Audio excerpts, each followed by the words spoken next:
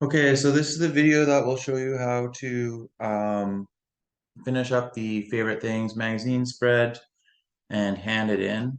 We talked about putting a photo, or sorry, a caption on the right big photo last day.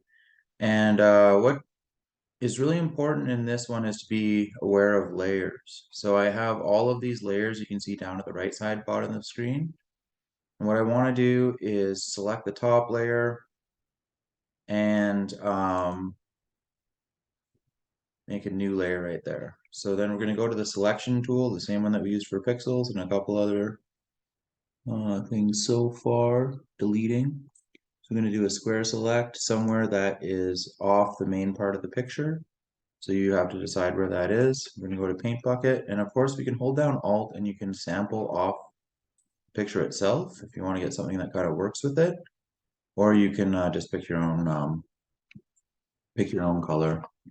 Once you do that, you're going to use the same tool and draw a text box above the color, and we're going to go to our 18 points, I think, was it? And I am writing in blue on blue, so that's the first thing to notice if you're ever not able to see your typing, either you're behind a layer, you're down in the stack, or you're using the same color. So I'm going to go here. Right now I have this centered. I would like it left aligned, and just write something about the big photo. So this is bad text. This is Van Gogh Starry Night, one of the most famous painting in the world. I have been painting since I was a year old. ETC. Okay, so just something about the picture, how it relates to you. So that part should be pretty straightforward if you have all your other captions in, which most of you do. And then if you want to bring in an overall picture or add anything, like as long as you have the formula done like this, you can kind of add your own little thing. So something you could add would be like color graphics if you want. If you do long box selections on the same layer that you did your color box in, you could like unite the whole thing with like a color bar along the bottom. Um, Something you can also do if you go behind everything, so I'm on the background layer. I can add like, for example, borders around my photos, something like this, and then fill.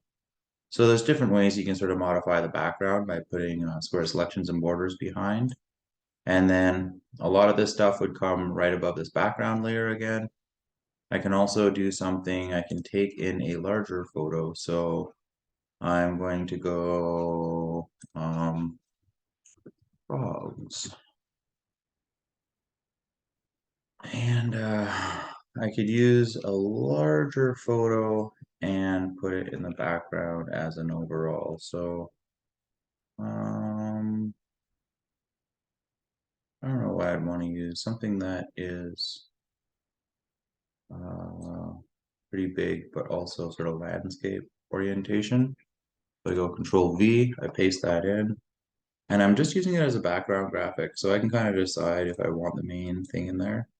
How I then modify this is I use opacity right here. It's in the layers palette, and I drop opacity down, and then that's something you can also use on this layer if you want to drop this opacity a little bit. The main reason we're doing a color box, the main reason we're doing a color box on the graphic is so that you can read the text, right? A lot of the time you won't be able to read the text, but that doesn't have to be totally see-through. So if you add some opacity in the background, and then here, by dropping it on that slider, right in the, if you can see where my mouse is, right in the layers palette, and it kind of gives it a nice little look. Once you're around this stage, we're going to go file, save as. We're going to save as a JPEG file as usual. And we're gonna click this tab below, go down to JPEG, and then just do a save right there. You, of course, will be saving in your desktop folders. I have my own desktop folder at home. And then what I'm going to do is if you go to your Learn 75, and we're going to get into your OneDrive. You go to your OneDrive link is right here. Mine is through Office 365 and the dots. And then once you come to your name and then my files, you'll see shared. And then shut up, Kevin. Okay. You'll go to the shared folder, EBE 7, 1, 2, whichever one is yours. You'll see this. You should see this folder in shared, and this one will be O2 favorites. So you're gonna have to upload it to your O2 favorites folder. I'll just upload this one for example. So once you see the example, you'll know you're in the right place. Of course, you can go back to your desktop and click through. I know I have my folder right here anyway, so usually have your folder on the bottom open. Look for that JPEG image, drag and drop, and then you're all handed in.